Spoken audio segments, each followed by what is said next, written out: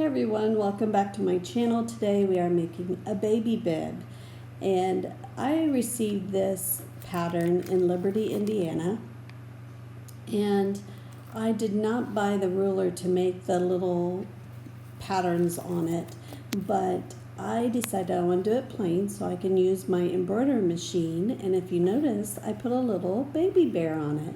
So this is for my grandson that is due in October.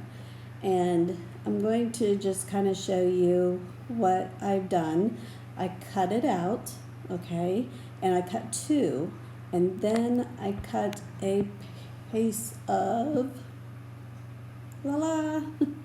some batting. I'm going to call it fleece, but it's not fleece. It's just quilt batting. So what I'm going to do is I cut that out, the same, a little bit smaller than my actual project.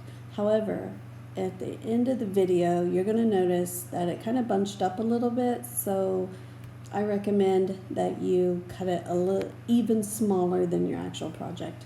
So what I'm going to do is, like here, you're going to have the two sides, the right sides together, and then you're going to put your fleece, your batting, and then on one side, and then sew all the way around, and there's an opening on the side there, if you notice. So again, you're going to sew all the way around, and then you're going to stop there and here, so there's an opening there. So when you turn it inside out, the batting and everything will be on the inside. So here at my machine, I'm using a Singer 9960, and I'm just going to go start from the edge of the opening and work my way all the way around. Now notice I have some clips rather than the pins. I like the clips a lot better because I'm not actually, poking myself with the pins. And it seems like the pins, they seem to want to slide out on me a lot, so I like these clips really well. And I should have invested in those a long time ago. So here I am, I'm going to go all the way around. And I'm just getting it kind of straightened up here. Kind of curving my project all the way around as I sew. And see, if you notice around the edges here, it's pulling a little bit. So what I'm going to do next time on my next bib is, like I said, make your batting a little smaller. And I had to use my little stick there to make sure it's not bunching up as much. Those little corners are hard to do. You can't be a race car driver going around the curve really fast because it's easy to bunch it up, so you may have to pivot. Okay, so what I'm going to do is just get everything even, and then just continue going over.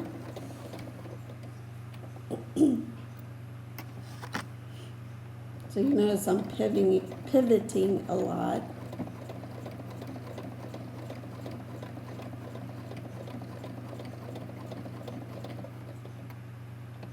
I'm not really pushing on it or pulling on it. I'm kind of just letting the presser foot just to kind of take it along with it.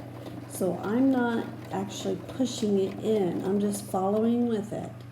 And because you don't want to push, you don't want to get in a hurry and push along, because then that's where you get things all bunched up as well. So see, I'm just letting it take it, but I'm just following it. I'm just kind of guiding it. Notice the pins. The pins kind of help keep it in place. The clamps, I mean.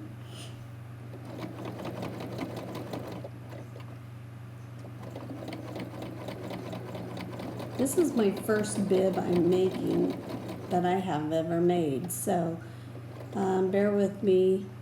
I may have got it bunched up a little bit. Yeah, it was a little tricky around that corner.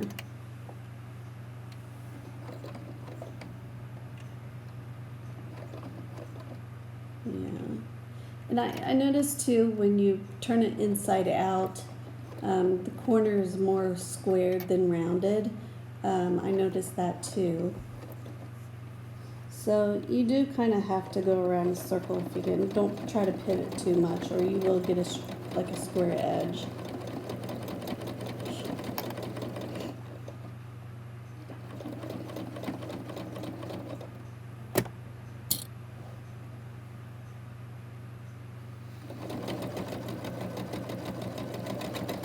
I noticed the batting was wanting to kind of just bunch up more than I wanted it to. So again, I really stress, if you make a bib, make the batting a lot smaller than your actual project. See that? I kept having to, you know, smash it down, make sure it's not bunching up.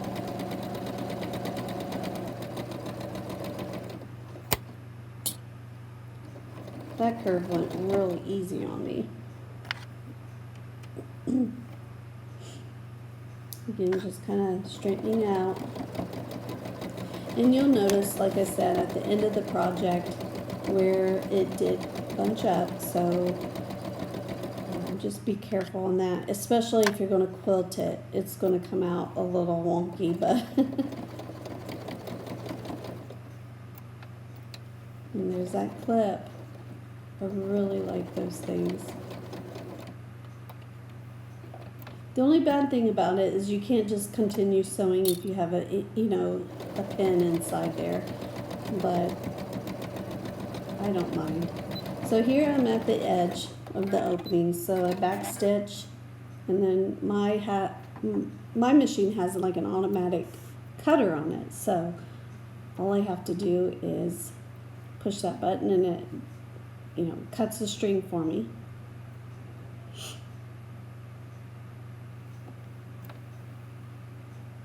Okay, so there's the opening.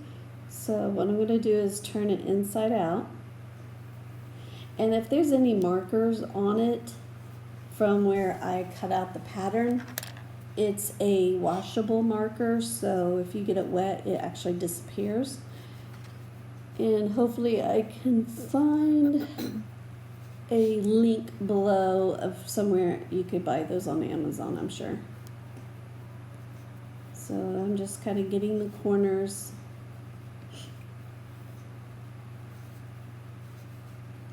I need to get myself a camera so that way you guys could see better what I'm doing. Okay, there's an edge there.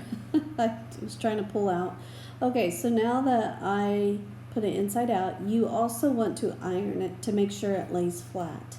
And again, those are the clips, those are the opening area.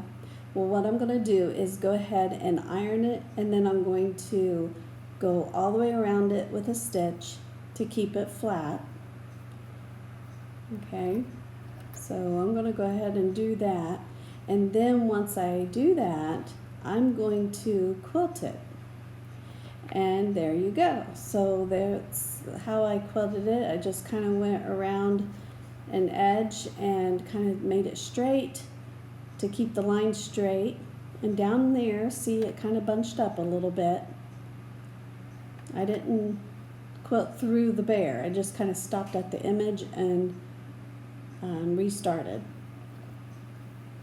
So yeah, it's all nice and soft and quilted, and I need to put Velcro on it, which I haven't done. I didn't do that in the video, but here is the final project.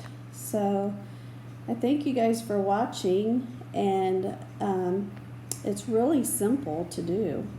So I hope you enjoy, and if you have any questions, you can comment below. And see how below on the very bottom, if you could see it, it did bunch up. So like I said, this is my first one doing, so I think after a while of practicing, I'll do it better. And I just have to put the Velcro on the top there, and there we go. So I really enjoyed you guys watching the video. Don't forget to like and subscribe, and I'll do some more projects. And you guys